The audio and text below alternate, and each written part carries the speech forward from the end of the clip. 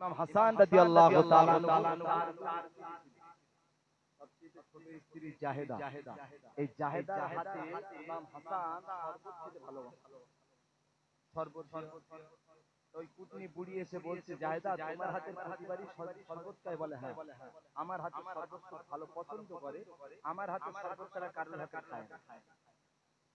তা বলছে, জাহেদা শোনো, তোমার হাতে শরবত খায় কিন্তু তোমাকে ভালোবাসে। তা বলছে, তুমি জানো কি করে? বলে আমরা যা জানি তুমি তা জানো। তুমি এক কাজ করো, আমি বিষ দিয়ে যাব, এই বিষটা শরবতের সঙ্গে মিশিয়ে ইমাম হাসানকে খাইয়ে দিলে ইমাম হাসান চলে যাবে, এদেশে মসনাদে এজিদ বাদশা হবে, তুমি হবে রানী। মেয়েরা সরল প্রাণ মানুষ, অল্প বুঝি মেনে গেছে। এখন মোটামুটি কথা অনুযায়ী কাজ শরবত ইমাম হাসান রাদিয়াল্লাহু তাআলা বাড়িতে এসে বলতে, দিদি শরবত দাও। শরবত দিলেন, খেলেন। খাবার কিছু সময় বাদে বলছে, জাহেদা আজকে শরবতের রংটা ঠিক ভালো লাগে। জোরে বলুন সুবহানাল্লাহ। আজকে শরবতটা কেমন কেমন লাগছে, খেতে আমার ভালো লাগে। কিছু সময় পার হতে না হতে গোটা হাত পা গুলো সব সংকীর্ণ হয়ে যাচ্ছে, গুটিয়ে যাচ্ছে। ইমাম হাসান রাদিয়াল্লাহু তাআলা আনহু বললেন, জাহেদা আজকে বুঝি নানা উম্মতের নাজাতের জন্য মায়ের দোয়া বুঝি কবুল হয়ে যাবে। জোরে বলুন সুবহানাল্লাহ।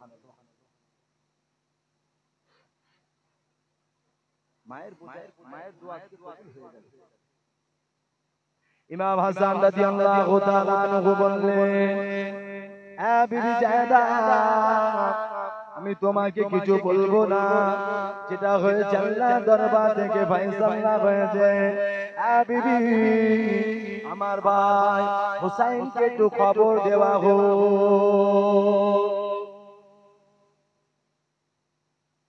ও মাটিপাড়া সোনারা, ইমাম হাসান রাদিয়াল্লাহু তাআলা আনহু বললেন, এ বিবি, আমার ভাই হুসাইনকে একটু খবর দেওয়া হোক। আমার ভাই হুসাইনের সঙ্গে একটু কথা বলবো, আমার ভাই হুসাইনের সঙ্গে একটু দেখা করবো। ও আমার জানেরা, ইমাম হাসান যখন এই না কথা শোনালেন, ইমাম হুসাইনকে খবর দেওয়া হলো। খবর অনুযায়ী ইমাম হুসাইন রাদিয়াল্লাহু তাআলা আনহু আর দৌড়াতে ইমাম হাসান রাদিয়াল্লাহু তাআলা আনহু মাতা শিউরের কাছে চলে আসলেন আর ডাক দিলেন, ও ভাই হাসান, এই অবস্থা তোমার কে করলো ভাই? একবার আমাকে বলবে ভাই, আমি তোমার ভাই হুসাইন বলছি, আমি তার প্রতিশোধ নেব।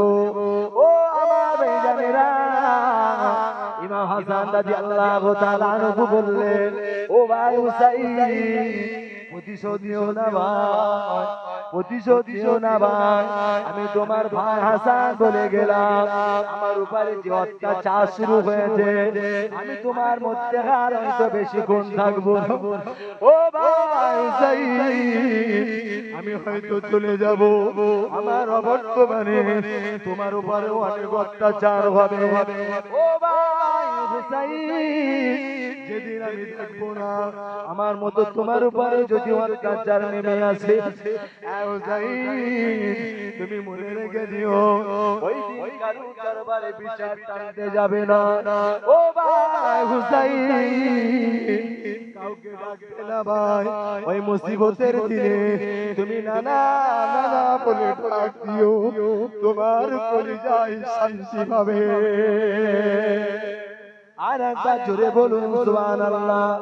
ও আমার ভাইজানেরা, ইমাম হাসান রাদিয়াল্লাহু তাআলা আনহু দুনিয়া থেকে বিদায় নিলেন, এই যে চক্রান্ত করলেন, একটা কাটা পরিষ্কার হয়ে গেল। এবার 2 নাম্বার কাটা হলো ইমাম হুসাইন।